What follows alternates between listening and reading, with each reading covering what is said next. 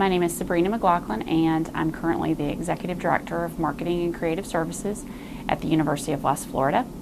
And my typical day is not typical in the field of marketing, regardless of what position I've had over the years. It can vary from day to day.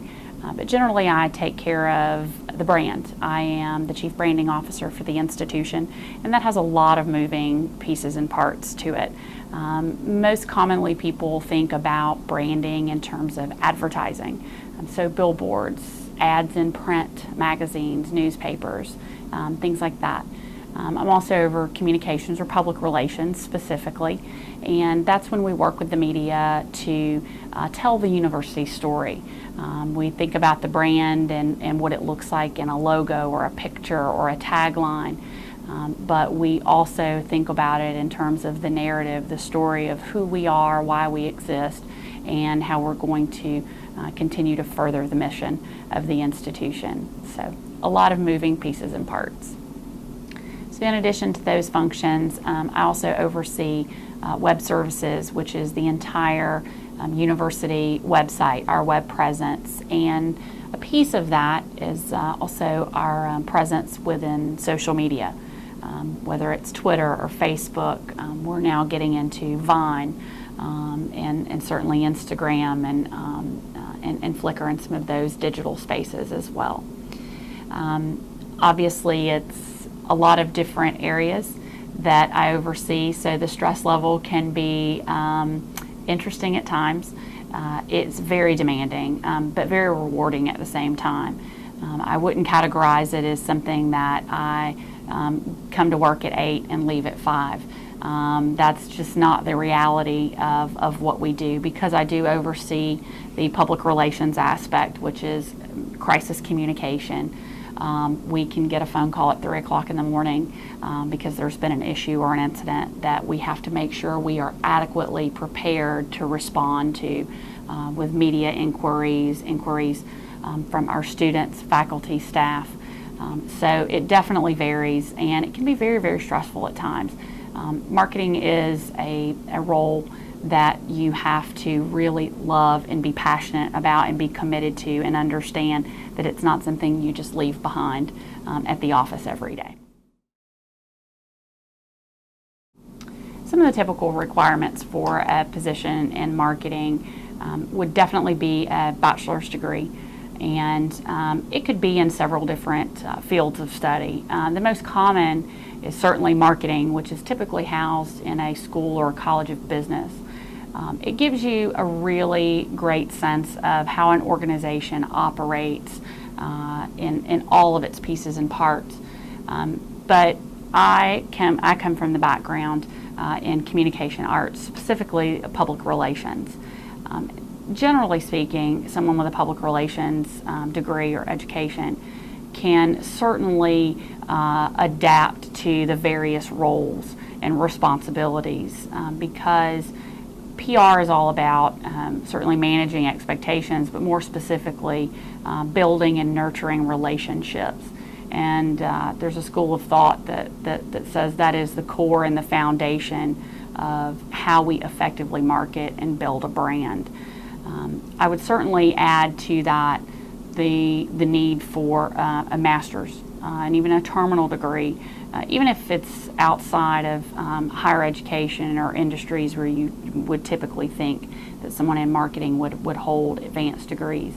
And I say that because the additional education and background that affords you in the profession gives you the sense of strategy and how an organization and its various departments should collaborate and function together as a whole.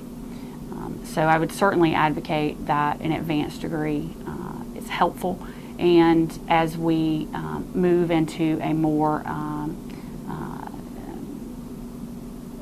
digital dependent society, it's going to be necessary to stay on task with current trends and expectations that your consumers have. I would also add that additional licensure, such as accreditation in public relations, which I happen to have obtained prior to receiving a master's degree is also helpful. It's not a legal requirement, certainly, but I think demonstrates an understanding and a proven track record of what a public relations professional or communications professional can bring to the table. There's also various other types of licensing that you can obtain through the American Marketing Association, Public Relations Society of America, and various other organizations that exist.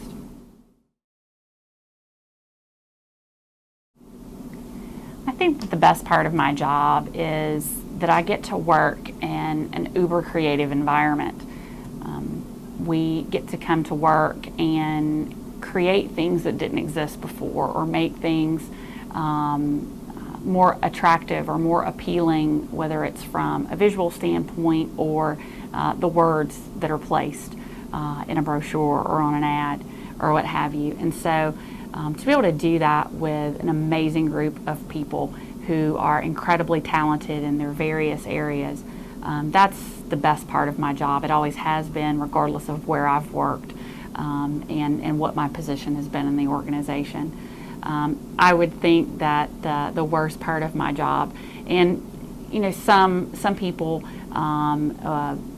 including myself, tend to gravitate to this because of our personalities, but I think that some people might see the worst part of my job as I never know what I'm going to be doing from day to day. I may have a schedule and I may have various appointments set up and various tasks that I need to accomplish, but because of the nature of the position that I'm in, that could change, and I could come in thinking I'm going to do certain things and have certain meetings, and 30 minutes into being here at the office, that is completely changed and I'm doing something totally different for that day and maybe 3 days that follow over the course of a weekend too, if the situation warrants. And so I would say that that's probably the worst part of my job. Because of my personality, I think that that's a big reason that I gravitated to a job like this. I do like the change of pace, and I do like not knowing that my day may change on a whim. Sometimes it's a little frustrating and can be difficult. I do have a family, including a small child, so it does make for some very challenging moments personally. But I've been incredibly lucky to work for organizations that appreciate that, and I've met that challenge, I think, head on. But it's very difficult at times. I think the best piece of advice that I can give, and certainly share this with my students every semester, may sound a little off kilter, but the best thing that I think someone going into marketing or public relations or advertising, any sort of creative field in the communications vein, best thing you can do is go wait tables or go bartend for a year. And I say that for a couple of reasons. The most important of which is that it really teaches you how to relate to other human beings. It teaches you how to communicate effectively when you've messed up an order. It teaches you how to make sure that you understand without question what customer service truly is, and how you uphold the brand of, say, a restaurant by servicing the customers that come in and getting them the food and the drinks that they ordered, and going through that entire process. It teaches you so much about human nature. And I think that it also helps with time management as well.